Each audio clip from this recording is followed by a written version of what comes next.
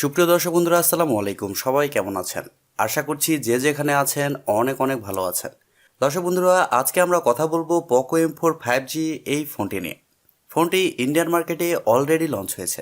আর ভালো ব্যাপার হচ্ছে এই ফোনটি খুবই তাড়াতাড়ি বাংলাদেশের মার্কেটেও চলে আসবে। ইন্ডিয়ান মার্কেটে এই ফোনটি দুইটি ভেরিয়েন্টে লঞ্চ হয়েছে, 4GB র্যাম 64GB রম এবং 6GB র্যাম 128GB রম। 4GB র্যাম ভেরিয়েন্টের প্রাইস রাখা হয়েছে 12,999 রুপি।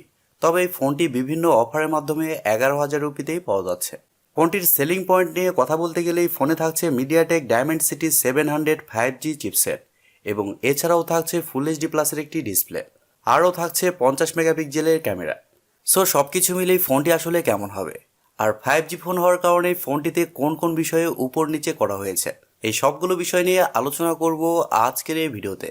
এবং এছাড়াও জানাবো এই ফোনটি বাংলাদেশের মার্কেটে কবে এবং কেমন প্রাইস পয়েন্টে লঞ্চ হবে। সো চলুন আর বেশি কথা না বাড়িয়ে শুরু করা যাক আজকের এই ভিডিওটি। আর আপনারা দেখছেন টিভি টেক টিউব, আর সবসময়ের মতো সাথে আছে আমি প্রান্ত। সো ভিডিওটি ভালো লাগলে অবশ্যই ভিডিওতে একটি লাইক দিবেন, চ্যানেলে নতুন হয়ে থাকলে চ্যানেলটি সাবস্ক্রাইব করে পাশেই থাকবেন। প্রথমে যদি ফোনটির ডিজাইন এবং বিল্ড কোয়ালিটি নিয়ে কথা বলি, তাহলে এই ফোনটির ব্যাক সাইডে এবং ফ্রেমে থাকছে প্লাস্টিক, আর ব্যাক সাইডে থাকছে দুইটি ক্যামেরা।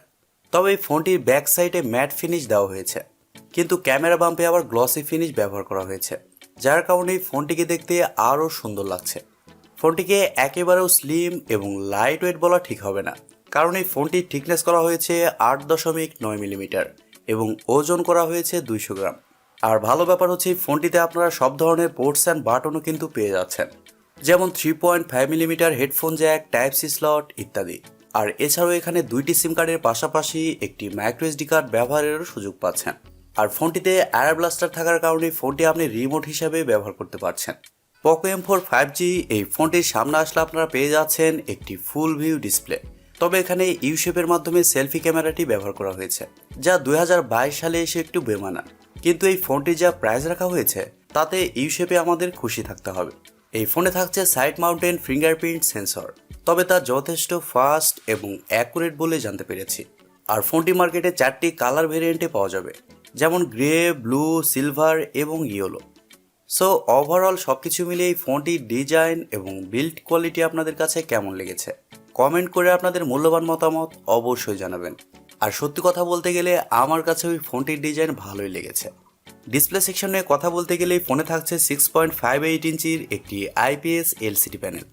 আর এই ডিসপ্লেটি হচ্ছে ফুল এইচডি প্লাসের একটি ডিসপ্লে, যার রেজুলেশন হিসেবে থাকছে 1080x2400 পিক্সেল এবং আরও থাকছে 401 ppi ডেন্সিটি। এই ডিসপ্লের ভালো ব্যাপার হচ্ছে এই ডিসপ্লেতে ব্যবহার করা হয়েছে 90 হার্টসের রিফ্রেশের, যার কারণে ডিসপ্লের টাচ রেসপন্স কিন্তু মোটামুটি ভালোই হবে। তবে এখানে যদি 120 হার্টসের রিফ্রেশের ব্যবহার করা হতো তাহলে কিন্তু বেশি ভালো হতো। এই ডিসপ্লের প্রোটেকশন হিসেবে থাকছে Corning gorilla glass 5। Full HD প্লাসের ডিসপ্লে হওয়ার কারণে ডিসপ্লেতে যে কোনো কন্টেন্ট প্লে করলে শার্পনেসের ঘাটতি একেবারেই লক্ষ্য করবেন না। আর ডিসপ্লের কালার কোয়ালিটিও যথেষ্ট ভালো হবে। আর ফোনটি যখন আপনি আউটডোরে ব্যবহার করবেন তখন ডিসপ্লেতে ব্রাইটনেসের ঘাটতি কিছুটা ফিল করবেন, এটি প্রকৃত সত্য কথা। বাট ওভারঅল পোকো এখানে ভালো ডিসপ্লে প্রোভাইড করেছে। ফুল এইচডি প্লাসের সাথে 90 হার্টসের রিফ্রেশের তারা দিয়েছে, এর জন্য পোকোকে অসংখ্য ধন্যবাদ। পারফরমেন্স সেকশন নিয়ে কথা বলতে গেলেই ফোনে থাকছে অ্যান্ড্রয়েড 12, যার ব্যাকএন্ডে থাকছে MIUI 13। 11,000 টাকার ফোনেও কিন্তু পোকো এখানে অ্যান্ড্রয়েড 12 দিয়েছে, সাথে MIUI 13 দিয়েছে, যা খুবই ভালো একটি বিষয়। আর ফোনটিতে চিপসেট হিসেবে থাকছে MediaTek Dimensity 700, যা একটি 5G চিপসেট। আর এই চিপসেটটি মূলত 7 ন্যানোমিটার আর্কিটেকচারে তৈরি করা একটি Octa-core প্রসেসর এবং জিপিইউ হিসেবে থাকছে Mali G57 MC2। MediaTek Dimensity 700 5G এই চিপসেটটা কিন্তু মোটামুটি ভালো পাওয়ারফুল, আর এর আন্তত স্কোরও কিন্তু 4 লাখের কাছাকাছি। এর কারণে এই ফোনটিতে যে কোনো হাই লেভেলের গেমস মিডিয়াম টু হাই সেটিংসে আপনারা ইজিলি খেলতে পারবেন।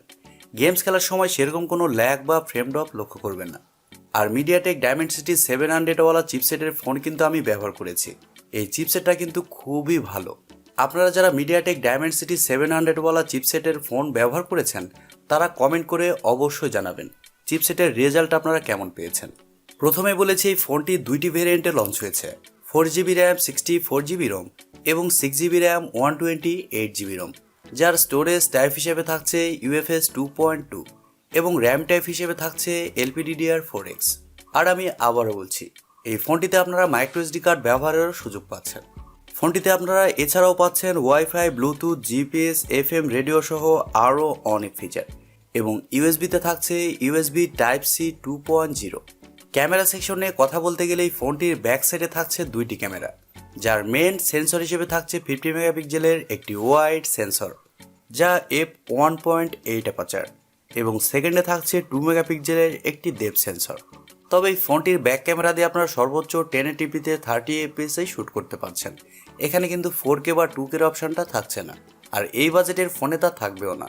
আর সেলফি ক্যামেরা হিসেবে এই ফোনে থাকছে 8 মেগাপিক্সেলের একটি সেলফি ক্যামেরা।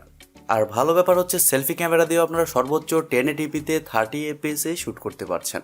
ফটো কোয়ালিটির কথা বলতে গেলে এই ফোনটির ব্যাক ক্যামেরার মেন সেন্সরের ফটো কোয়ালিটি ভালো বলে জানতে পেরেছি, তবে সেলফি ক্যামেরার ফটো কোয়ালিটি অতটাও ভালো হবে না।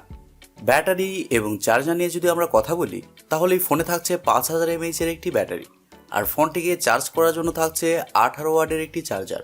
আর এই চার্জার দিয়ে ফোনটিকে ফুল চার্জ করতে সময় লাগবে 2 ঘন্টা থেকে 2.5 ঘন্টা। আর ফোনটির চিপসেট পাওয়ার এফিশিয়েন্ট হওয়ার কারণে ফোনটিতে আপনারা একদিনের ব্যাটারি ব্যাকআপ খুব ভালোভাবে পেয়ে যাবেন। ব্যাটারি ব্যাকআপের দিকে সেরকম কোনো সমস্যা কিন্তু হচ্ছে না। এবার আসা যাক মেন টপিকে, এই ফোনটির প্রাইস এবং লঞ্চিং ডেট।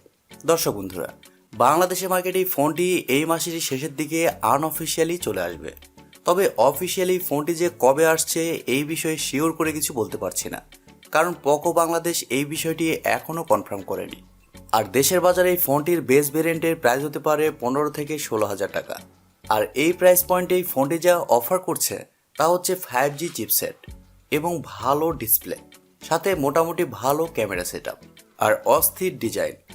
সব কিছু মিলিয়ে আমার মনে হয় আপনারা যদি এইরকম প্রাইস পয়েন্টে একটি ভালো 5G ফোন চান, সেক্ষেত্রে এই ফোনটির জন্য আপনারা ওয়েট করতে পারেন। 5G ফোন হওয়া সত্ত্বেও পোকো এই ফোনটিতে সেরকমভাবে কম্প্রোমাইজ কিন্তু করেনি, আর এর কারণে ওভারঅল এই ফোনটির পারফরমেন্স খুব ভালো হবে বলে আশা করছি। এবার আসলে আমাদের দেখার পালা, পোকো এই ফোনটিকে বাংলাদেশের মার্কেটে কবে এবং কেমন প্রাইস পয়েন্টে লঞ্চ করে। আশা করি পোকো M4 5G এই ফোনটি সম্পর্কে আপনারা বিস্তারিত খুব ভালোভাবে বুঝতে পেরেছেন। দর্শক বন্ধুরা, এই ছিল আজকের ভিডিওটি আপনাদের কাছে কেমন লেগেছে কমেন্ট করে অবশ্যই জানাবেন। আর ভিডিওটি যদি সত্যিই ভালো লেগে থাকে তাহলে টিপি টেক টিউব চ্যানেলটি সাবস্ক্রাইব করুন, ভিডিওতে একটি লাইক দিবেন, আর সব সময় আমাদের পরিবারের একজন হয়ে থাকবেন, কারণ আপনাদের সাপোর্ট এবং ভালোবাসার সব সময় প্রয়োজন। আজকের মতো এই পর্যন্তই, দেখা হবে পরবর্তী কোনো ভিডিওতে।